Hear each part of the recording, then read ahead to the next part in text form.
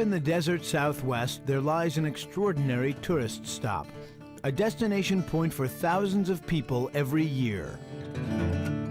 Roswell, New Mexico, a place with great hiking, abundant fishing, and a remarkable story.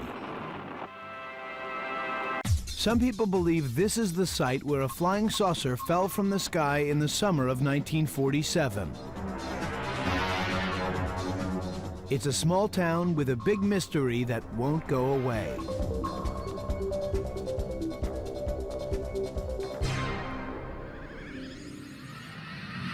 Join us now on a journey to Roswell, New Mexico.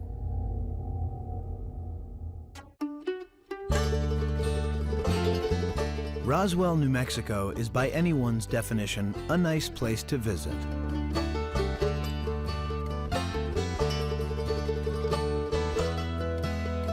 And as some will tell you, an even better place to live. With wide open spaces just whistling with fresh air. Will Rogers said that Roswell was the prettiest town in the West, and I agree with him. Roswell's not a small community, and it's not a big city. It's just right. Located about 250 miles southeast of Albuquerque, Roswell is a place where you can ski at Easter and play golf in December. If you're a person that likes outdoor activities, you're going to love it here in Roswell because we offer many different things to do, whether it's up to the mountains or down to Carlsbad Caverns. We have some great golf courses here, and it's the kind of things that you can do year-round. During World War II and throughout most of the Cold War, Roswell was the site of Walker Air Force Base, one of the largest installations operated by the Strategic Air Command. But the base was closed in 1967, and today it has been converted into a civilian air center.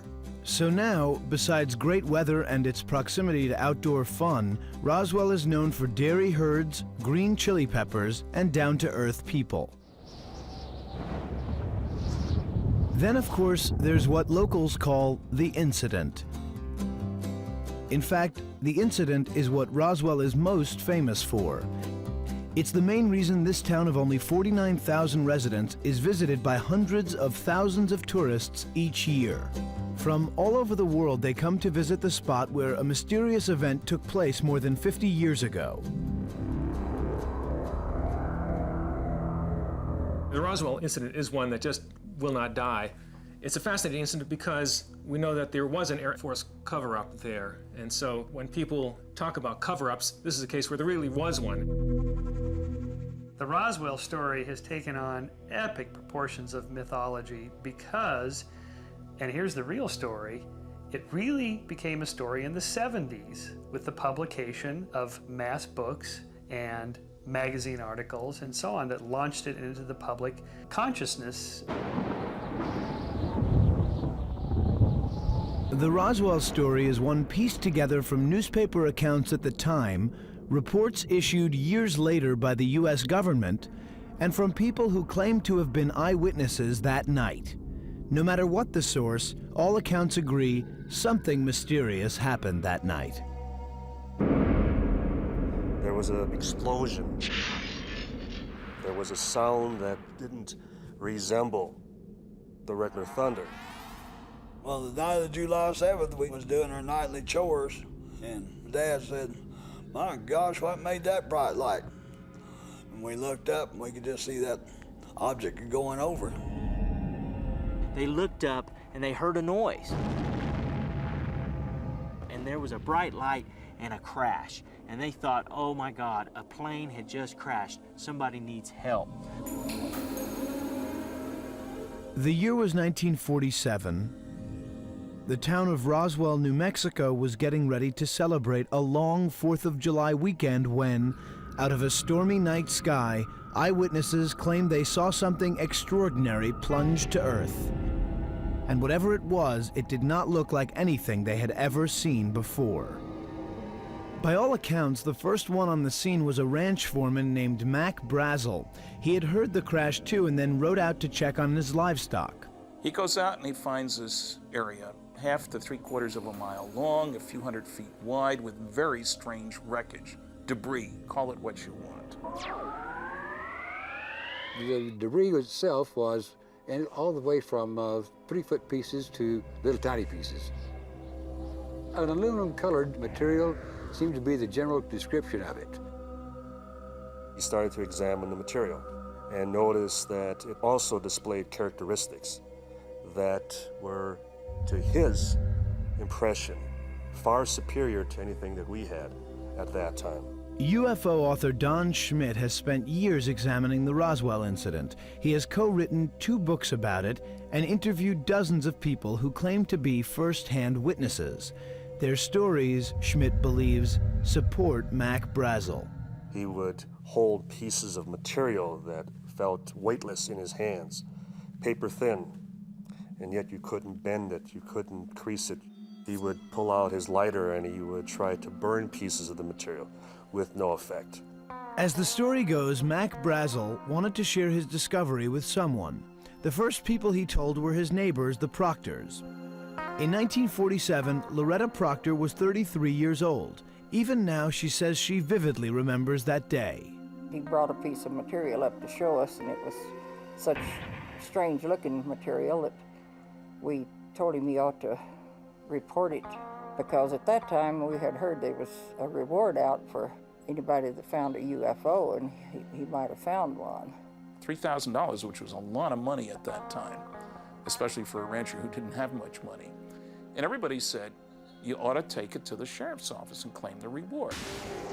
So the next day, the 6th, he went into Roswell, brought some of the wreckage with him in his old pickup truck, went to the sheriff's office. Mac Brazzle showed some of the wreckage he had found to Roswell Sheriff George Wilcox.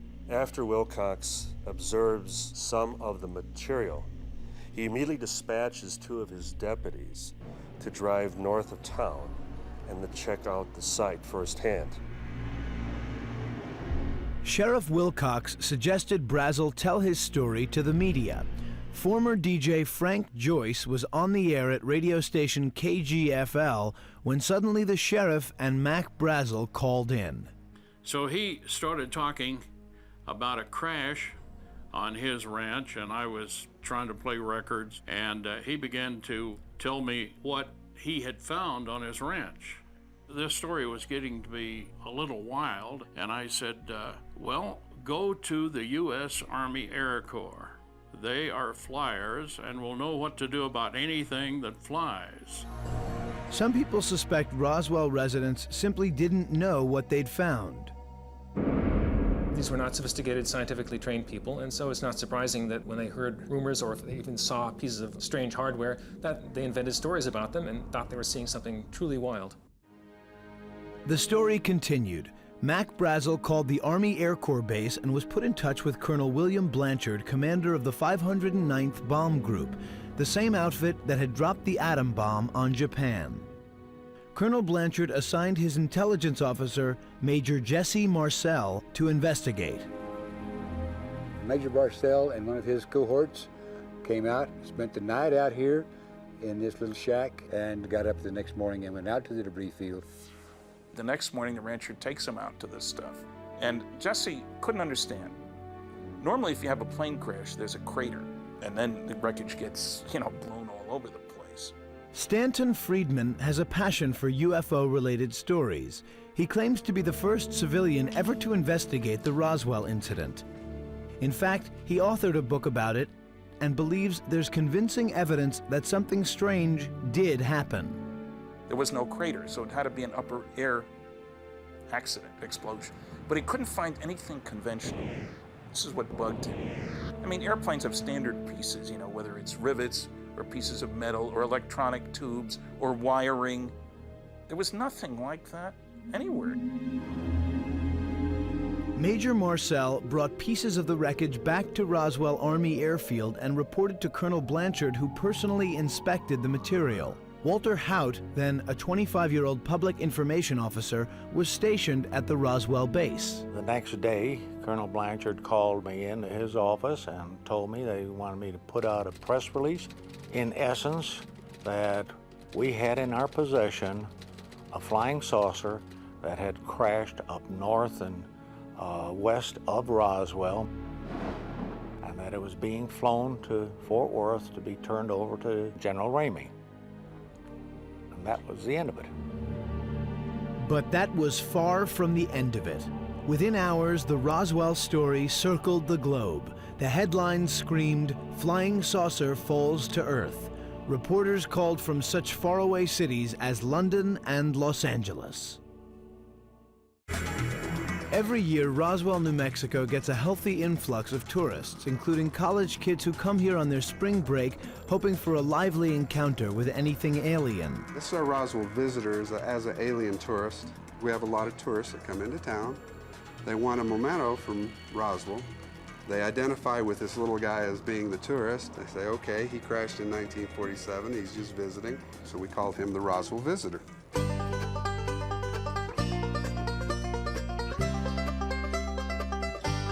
A simple stroll up Main Street is all it takes to make you feel right at home.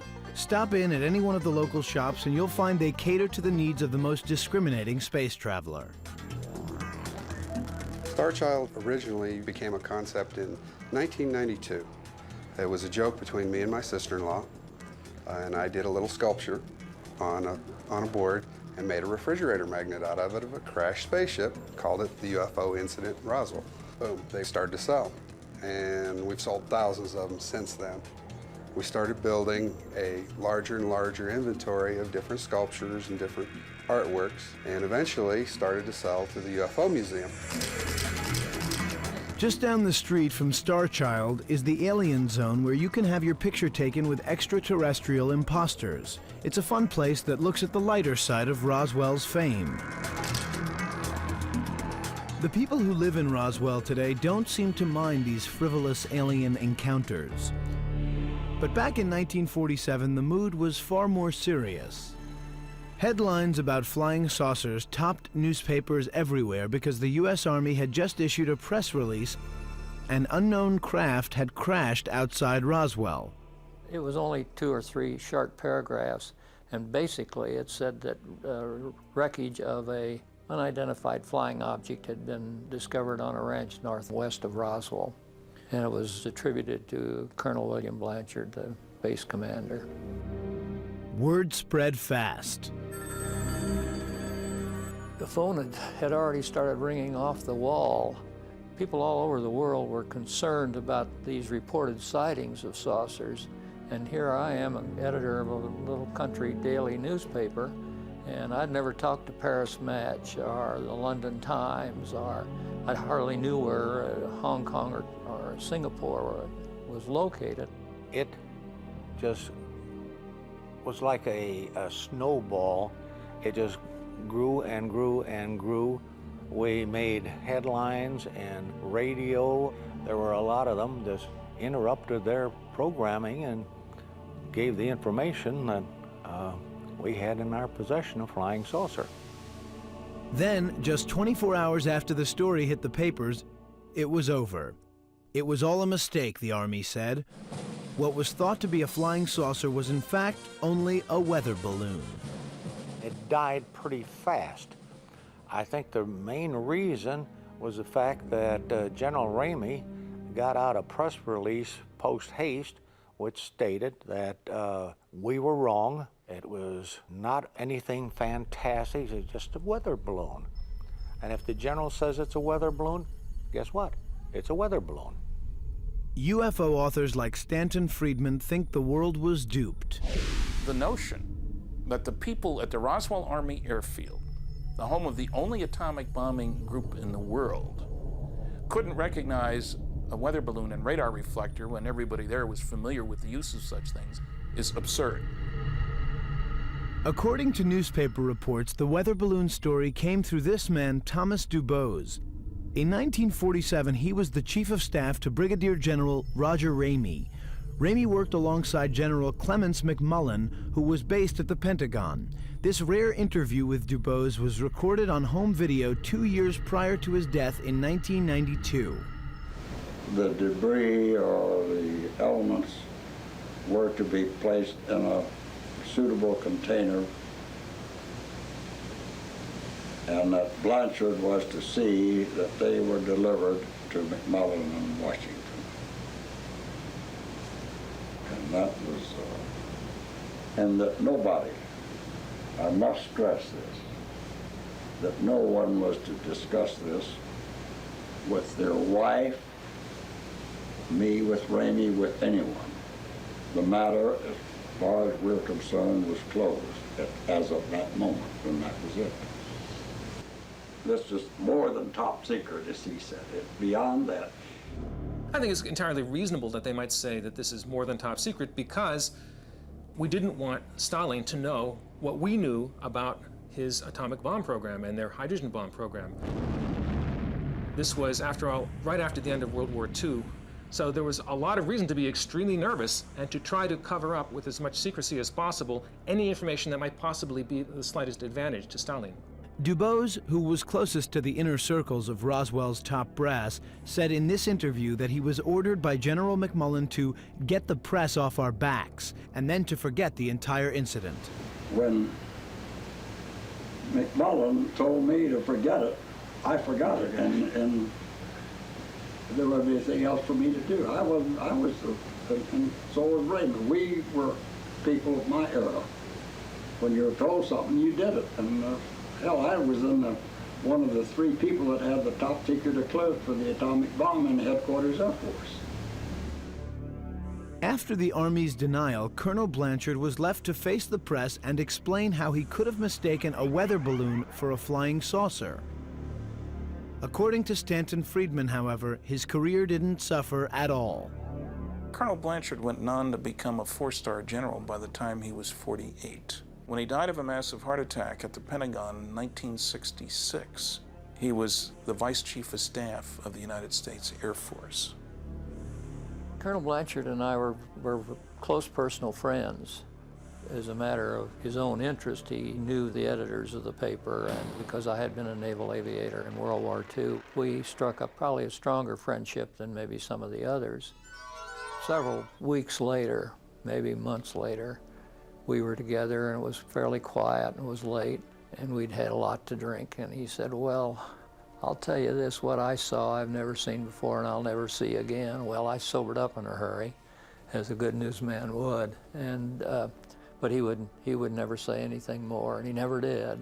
When somebody reports that they've seen something the likes of which they've never seen and will never see again, boy, it sure sounds spooky, but what does that really mean? Physicist Tom McDonough and Michael Shermer, publisher of Skeptic magazine, both believe that back then, the Roswell witnesses didn't really know what they saw. It's easy to jump to the conclusion that just because this fellow had not seen that kind of apparatus before, that it was alien apparatus. That doesn't mean it at all. There are all kinds of strange apparatus that you will find in any good laboratory that the average person or the average soldier would not recognize if they walked into the lab. When the weather balloon story was released, interest in the Roswell mystery virtually disappeared. As time passed, people talked less and less about it. Eventually, they stopped talking about it altogether. Roswell, the town that overnight had gone from Sleepytown, USA to center of the universe, went back to sleep, until 31 years later when one man came forward with an incredible story. In 1978, Major Jesse Marcel, long retired and in ill health, decided to reveal what he claimed was the truth. Jesse was the Army intelligence officer who'd been assigned the job of investigating the crash back in '47. This is an excerpt from an interview done by WWL-TV in New Orleans, Louisiana, one of the few television interviews Marcel granted. I was amazed as to what I saw. The amount of debris that was scattered over such an area. It took me a while to realize that there's something strange about it. But the more I saw of the fragments, the more I realized that it wasn't anything that I was acquainted with. In fact, as it turned out, nobody else was acquainted with it. What it was, I don't know. I still don't know. Despite the official explanation issued by the Army, Jesse did not believe that what he saw was the wreckage of a weather balloon. I proved by trying to burn it, it wouldn't burn. I tried to break it, it would not break. If any of us were to see some of the advanced technologies being worked on by the Air Force and our government of planes that are so far advanced over what any of us could have imagined in the 60s or 70s or even 80s, we might look at that and say, that looks like it's out of this world. Following his investigation of the crash site, Jesse allegedly brought pieces of the wreckage home and showed it to his family. On the floor of the kitchen, there was a lot of metallic debris. Nondescript material, but things I'd never seen before. There was I-beams with a little bit of lettering on the inside of it, some thin metal debris like torn up Alcoa wrap. A little more dull than that though. I thought, wow, what is this, you know? And especially the I-beam. And I noticed there's some purplish figures on the inside surface of this beam. And they look like geometric symbols, certainly no alphabet that I've ever seen before. In Jesse Marcel Jr.'s mind, the sight of those metal scraps is still vivid. We looked at it for about 10 or 15 minutes, oohed and awed over it, and then I helped him load it back into the car, and I went back to bed, and he went off to the air base, and I didn't see him back till the next day or the day after. Based on his memories of the debris, Jesse Jr. had a replica made of the strange I-beam. He can't explain it, and he can't forget its distinct markings. This is what I recall the I-beam looked like on the kitchen floor that night. Don't know whether the ends were cleanly cut or fractured, but the most unusual feature of this beam was the writing or the symbols that was along the inner surface of it. They're purplish, violet hue of various type of geometric forms and shapes, none of which made any sense to me except the one that looked like a seal balancing a ball on its head. After Marcel Sr. went public with his recollections, the town of Roswell, New Mexico quickly began to get famous again. And as it would turn out, Jesse wasn't going to be the last person to come forward with astonishing claims of strange sightings. For every UFO fan, the highlight of a trip to Roswell, New Mexico may very well be this place, because as you might expect from the UFO capital of the world, Roswell has a museum completely dedicated to unidentified flying objects. The museum was founded for people to learn about UFOs and the UFO phenomena, to have a clearinghouse or a central location for people to come and learn about UFOs, tell their stories. The International UFO Museum and Research Center is open to believers and skeptics alike. We probably have, I would guess, an average of 5 to 10 sightings a week that are called in or from visitors that are here. They go around the museum and then look and say, you've got pictures of everything except the craft I saw. And then we refer them to the library where they will do a sighting report. Highlights of a museum tour include the map room, where sightings reported anywhere in the world are tracked, the library, and the exhibit areas such as the Roswell Air Base display and, of course, a wing dedicated to the Roswell UFO incident. Late this afternoon, a bulletin from New Mexico suggested that the widely publicized mystery of the flying saucers may soon be solved. These sections include some of the most notable UFO collectibles and photographs ever displayed. We have tourists, we have different researchers, we have lots of film crews, lots of people coming in to do documentaries, quite a few authors that come in to do research. A lot of people are just driving through Roswell and go, oh, we want to stop there. They stop because the stories about the Roswell mystery remain intriguing to this day. After Jesse Marcel Sr., the Army intelligence officer assigned to investigate the strange crash, went public in 1978 with his recollections, more people came forward with incredible stories, and so did the skeptics. It started with a little nucleus of Cold War secrecy. Over the years, that little nucleus of Cold War paranoia has grown into an interesting story that is probably 99% false. While no one denied that something had crashed in the desert that night, they did not agree on what it was. What I think happened at Roswell is that it was a balloon designed to listen for acoustic waves from Soviet atomic bomb explosions. Physicist Tom McDonough wants to believe in flying saucers. He just hasn't seen any convincing evidence that they exist, at least not yet. As the coordinator of SETI, the search for extraterrestrial intelligence, he's on a hunt for life on other planets, but he believes that whatever crashed to Earth near Roswell took off from Earth. Apparently, a device was built that was carried up in a balloon, and it was designed to listen for these signals, and it then crashed in the desert. It was a top secret experiment, and so the military didn't want anyone to know about it. In fact, McDonough contends the design of the balloon explains some of the strange markings Roswell residents claim they saw on the so-called crash debris. It turns out that we actually know what that was. Once the real balloon story was declassified several years ago, we learned that some packing strips had been used in the assembly of this balloon that were from a commercial plant that produced strips that had decorative markings on them that looked sort of like hieroglyphs, and that is almost certainly what he saw. There were a lot of things that under national security were top secret that you're not supposed to talk about. That doesn't make it extraterrestrial.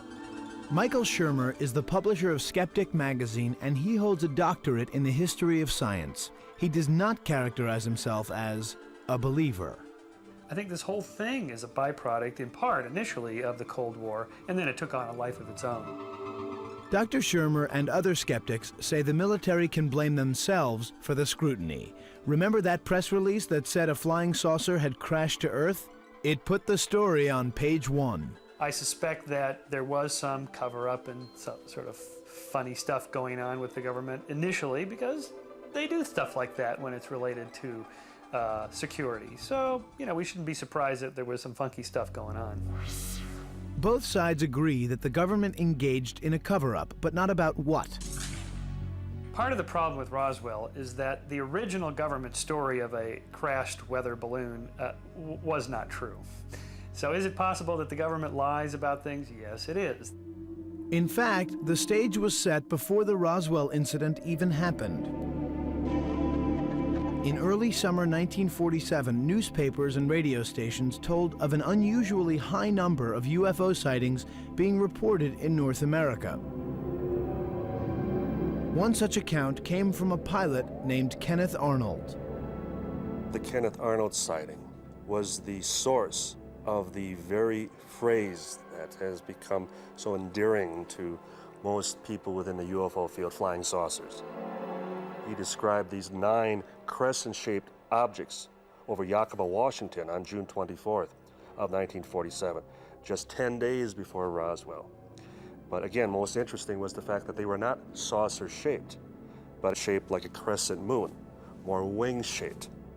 The actual first 10 witnesses at Roswell, they too did not describe the recovered vehicle, the ship, as saucer-shaped, but rather as a wing, rather almost like a crescent moon.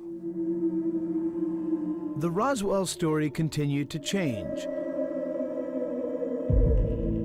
3 decades after the mystery first surfaced, the military continued to battle rumors as more people came forward with astonishing claims of strange sightings that night in 1947. One such witness was allegedly a young man named Jim Ragsdale. His story can't be verified, but according to Roswell resident Charles Walker, Ragsdale told him and dozens of other people that he and his girlfriend were camping in the Pine Lodge area of Lincoln National Forest, 20 miles from the spot where Mac Brazzle first found the debris.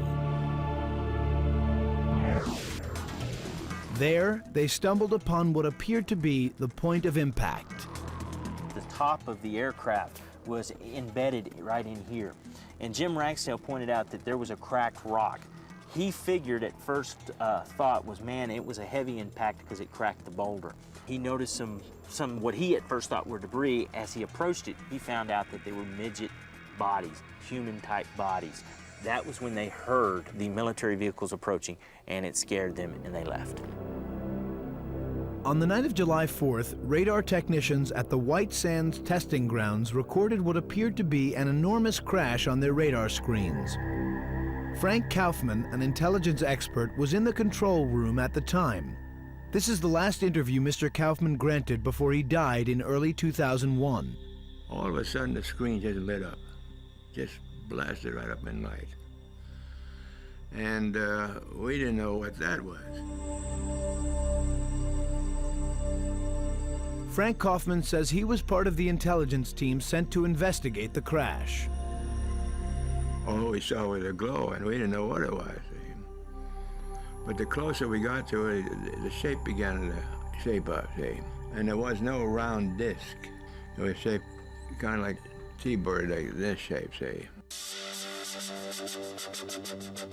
My name is Frankie Rowe. I'm the daughter of Dan Dwyer, who was a fireman here in Roswell, who went to the crash site the morning of the crash. Frankie Rowe was just 12 years old when she claims her father told her that he too had seen the mysterious wreck. What Daddy saw that day was the actual flying saucer. Frankie claims she then remembers going to see her father at the fire station 2 days after the incident, and that there, lying on a table, was a piece of the debris. I realized you could wad it up and not even feel it in your hand. Although loose, it covered all of your hand. It was so soft that it felt non-existent. And when you dropped it, it was liquid like water, that the wrinkles were gone. My biggest thought was, I wish my dad's shirts were made of material like this so I didn't have to iron them. And none of these stories sway the skeptics. Frank Kaufman was convinced he saw something that had come from outer space, but they insist his story actually supports the military's explanation, that what crashed wasn't extraterrestrial, just high-tech. This was some kind of a crashed object. Everyone agrees on that, and damage undoubtedly occurred, whatever it was. And so it's not inconsistent with the idea that it was a secret experiment of the Air Force that happened to crash and was damaged. But Frank Kaufman didn't just claim he saw a wrecked spaceship. He said he also saw alien bodies. By 1947, intelligence officer Frank Kaufman was already a fixture in the military. He'd survived World War II and he thought he'd seen everything. Until July of 1947, when he claimed he arrived at a mysterious crash site in Roswell. 50 years after the fact, Kaufman maintained he vividly recalled what he believes was a crashed spaceship and alien creatures. We saw one person, or one individual, one alien, leaning up against the arroyo. The other one was half in, half out. And so we had to wait till the chemical unit got out there to verify that it was safe to get close. William Woody, then 13 years old, claims he and his father saw the crash from their kitchen window and rushed to the scene. We drove up through there with the truck, and at that time, the Air Force, they had a man on sentry on every exit fence line row and wouldn't let us go in. They definitely knew something was there, but they seemed to be confused exactly where it was at. William Woody says he and his father were told to leave immediately.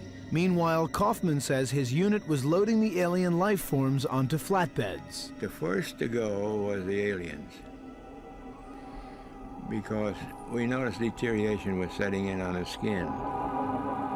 They were sending the base ambulance to the base hospital. Kaufman alleged that everything from the crash site was taken, in complete secrecy and under heavy military escort, to the Roswell Air Base. We designated Hangar 84 for the other materials. We kept one alien out so that he could be, or he or she, or whatever they were, could be examined. And we were told that they were not of this world. Did Kaufman really see alien bodies, or was there another terrestrial explanation? It's possible he saw test dummies, or perhaps people that had been experimentally parachuting from high altitudes, monkeys that were used experimentally who had their hair singed off and they looked kind of alien-like. Any of those are entirely possible. Hangar 84 still looks much the same as it did then. UFO author Don Schmidt says he spoke to people who claimed they saw alien bodies laid out here shortly after the alleged crash. Witnesses have described how the entire floor of the hangar was flagged off or was roped off, and different segments of the object would be contained in this area, and the bodies would be lined up in another area with a canvas tarpaulin over the top of them. And as one of the intelligence officers said to us, They sure went from Texas. You can read the alleged eyewitness accounts in Schmidt's book UFO Crash at Roswell, but skeptics see issues in the timing. The story of alien bodies at Roswell is funny because it doesn't appear in the earliest accounts. It occurred years later. And what probably happened was there was another set of experiments that was being done in which the Air Force was dropping dummies out of airplanes to see how much damage they would sustain in falling. And that may well have been the source of all these stories about aliens at Roswell. Tom McDonough is a physicist and senior scientist of the Skeptic Society and coordinator of SETI, the search for extraterrestrial intelligence at the Planetary Society, the international organization founded by astronomer Carl Sagan. He believes the Roswell eyewitnesses don't really know what they saw. I think many of the people who are witnesses are simply misidentifying what they saw. I don't think that they're necessarily lying, but they don't understand what it is that they saw, and it was probably something a lot less exciting than what they're claiming. People incorporate into their memories images from other sources. Memory is not like a videotape where you rewind it and play it back and watch it. It doesn't work that way. So there is the original memory of whatever it is you saw, and even that's fully tainted with emotions and other biases that enter in, and then it's grafted on for decades of other sources. What I would like to see is some kind of really solid, repeatable scientific proof, and I don't know of any such proof from a UFO incident. While these provocative stories continue to attract thousands of people to Roswell every year, the city isn't just about tiny creatures from outer space. For a dose of Earth history and American culture, check out the Roswell Museum and Arts Center. The Roswell Museum and Arts Center is one of the greatest museums in the Southwest. It has a little bit of everything. It has art, it's got history, it's got space science. A renowned, internationally significant collection of Robert H. Goddard's work. Goddard was here in Roswell for 11 years doing his experimental research in liquid-fueled rocketry. We also have a wonderful collection that is known as the Aston Collection of American Indian and Western Art. It's a fabulous collection which includes Plains Indian materials, westward expansion materials of the Euro-Americans, and it's also got materials from Spanish conquest in New Mexico. The Roswell Museum is known for a fantastic fine arts collection that includes the regionalists Peter Hurd and Henriette Wyeth. We have the largest collection in the United States of their works. If it's the great outdoors you crave, the Roswell area boasts 24,000 acres of wildlife refuge. The area known as Bitter Lakes was established in 1930 as a refuge for migratory birds and is home to many unique species. Most of our wintering waterfowl will arrive in October or November. We usually peak around Thanksgiving with 15 to 20,000 white geese, which are the snows and the Rosses, and 7,000 or 8,000 sandhill cranes. Best time to be here is certainly in the wintertime. Another outdoor highlight is the Bottomless Lakes State Park just outside of Roswell. In the summertime, this place is packed. We sit on the northernmost boundaries of the Chihuahuan Desert. So we're very thankful to have this water-based recreation here, and good place to come and swim and cool off during the hot summer months, and a place to get out and do some trout fishing, which is normally a cold water species and sport, but here during the wintertime we have some really good trout fishing. If just thinking about a plate full of pan-fried trout makes you hungry, you don't have to leave Roswell. Some of the best eats in the Southwest are just a few blocks in either direction. People, when they come to Roswell, are definitely looking for two different types of food. They're looking for the local fare of Mexican food, or they're looking for a great steak. Locals tell us for the best steak in town, Cattle Baron should be at the top of your list. The steaks here are hand-cut. Filet mignon, New York strip, top sirloin, porterhouse, and of course the prime rib. We kicked around the idea of offering an alien-oriented food product. I don't know that a green hamburger would probably sit well on a plate. People from this part of the country like their food spicy, which means they put chili peppers on almost everything. And if you think one chili is just like another, think again. Just ask Joe, the owner and chef at Popo's Restaurant. He'll tell you the best chilies are grown right here in Roswell. Don't believe him?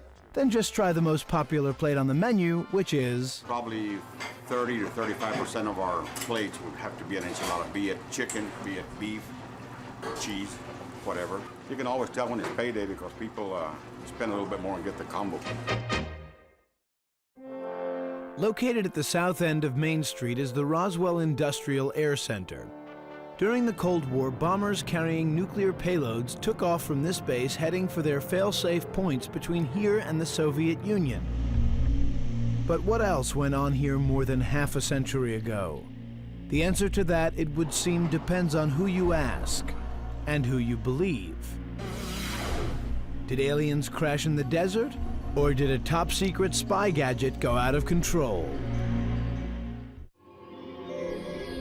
It's been more than a half-century since the mysterious Roswell crash, but visitors are still curious about what happened in the sky above the New Mexico desert in 1947.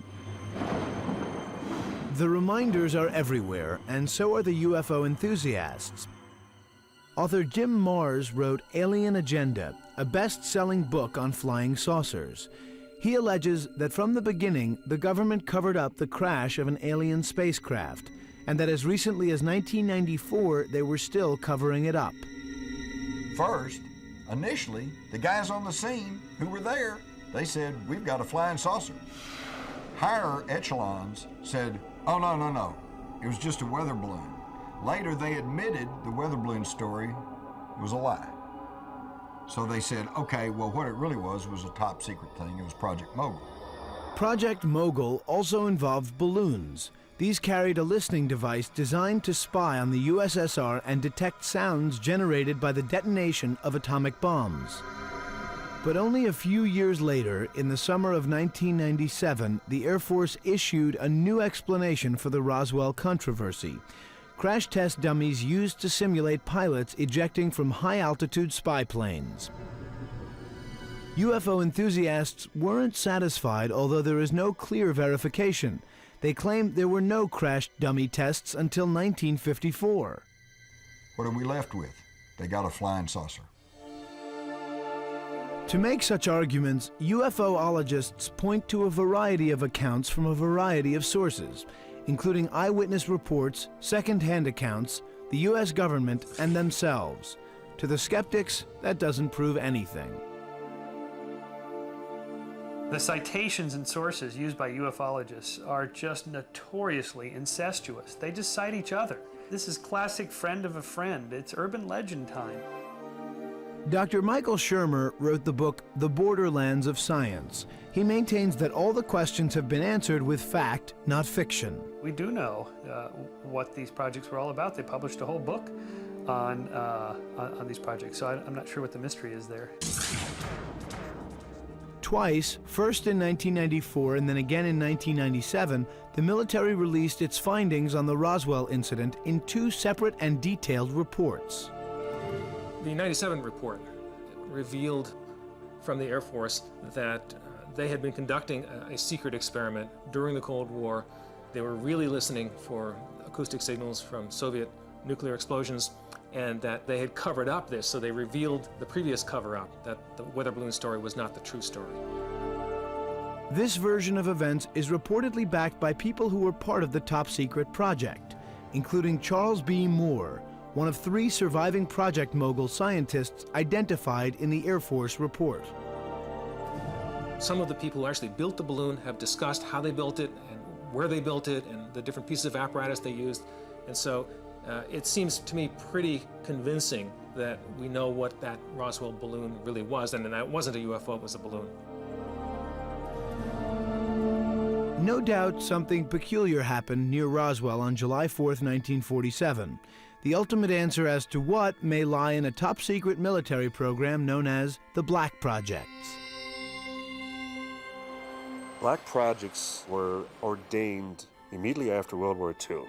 Within the black budget, they're able to fly some of the most highly advanced aircraft, whether we're talking about the SR-71, the Blackbird, our most famous spy plane for over 30 years, or stealth technology, for example.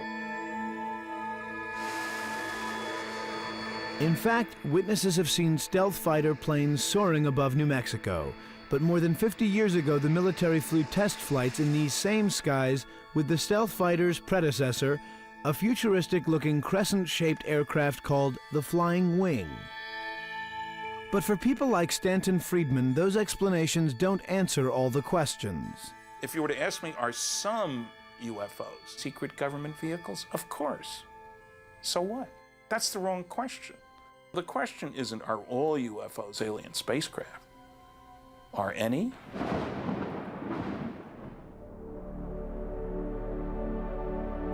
Today, Roswell, New Mexico looks just like Will Rogers once described it, the prettiest town in the West.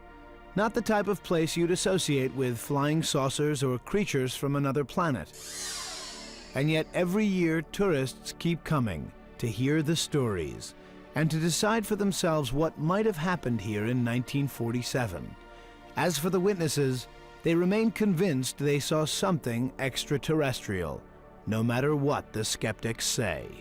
In talking with my dad years later about this, he never wavered one iota as to what he thought it was. It was always, to him, something that came from outer space. And knowing what I saw, I have to agree with that. I know that my father would not have lied about it. I know, being there, how everyone else reacted. I know the excitement in the town. I know how I felt when I handled the material. What would I gain by making up a cockamamie story of this kind? Especially with the damn Army, military, Navy, Marines, and everybody else to back them up. So, yes, it happened. Now, whether you believe it or not, that's your problem. We need really solid proof. We need to be able to talk to an alien, or we need to have some piece of alien hardware, an alien radio, or something like that that we can experiment with and verify that really wasn't made using human technology. It's not impossible that aliens have come here. It's just no evidence for it. Look, here's the bottom line. These guys have had 50 years now of blurry photographs, grainy videos, and anecdotes about things that crashed in Farmer Bob's field at 3 in the morning in Pucker Brush, Kansas. I've had enough of these stories. Show me the body, show me the spacecraft, or go home.